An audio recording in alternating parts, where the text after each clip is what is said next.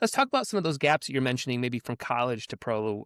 Like what are you really sort of seeing that you wanna adjust and fix? Yeah. So current time is that we in the NWSL, USL on the soccer's landscape, we've gotten rid of the draft, which is a very American thing, which is Hmm. totally fine.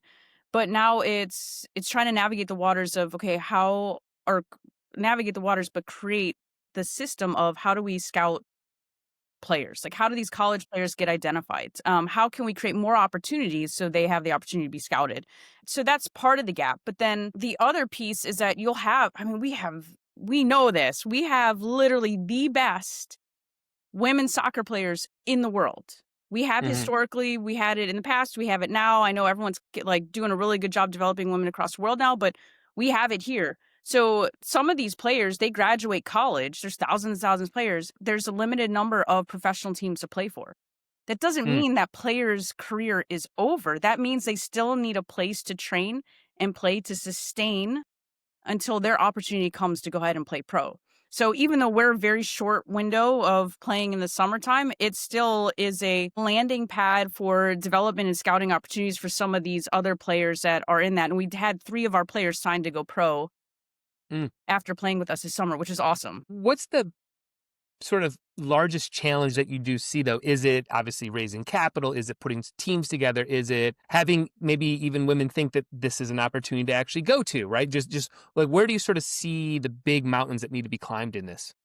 I think, I mean, from an entrepreneur standpoint, it's the capital because Mm. these players, they're not going to come in and pay for the development they need or the gym or that they're college students, right? Mm. Mhm. Or they just graduated and they need to focus on their craft. So the amount of money that we pour in to develop these players, because I firmly believe we're developing a human being, and that it's going to come full circle, right? Because of what we did and invested in them when nobody else would, they're going to take it back to their communities when it's their time and they're going to spread the word and shine. So capital is huge because a lot of people just don't put money into it, especially like this, the lower divisions. Like you see in Europe all the time, tons of people put money into it. Not really. It's very new. I'll say it's very new here, but it's a necessary fulfillment that we need to commit to. I want to talk about so your letters stand for standing in front of giants, if I'm not mistaken. What my research was saying.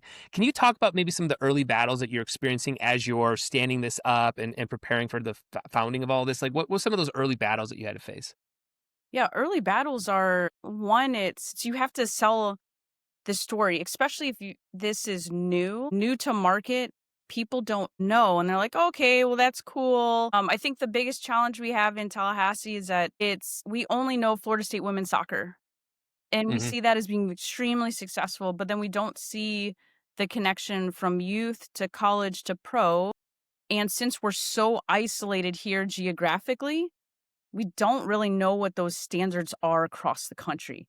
So my biggest challenge was trying to educate and inform people of, whether that's stakeholders that are parents or players or sponsors, fans. It's like, wait, this you don't understand like how massive women's soccer is, especially all the money that's getting invested into it. These are legitimate career pathways for our players. So they deserve investment from the time they're young all the way through their adolescent journey into college and then into the pros. So education piece, bringing something new is always challenging with any startup.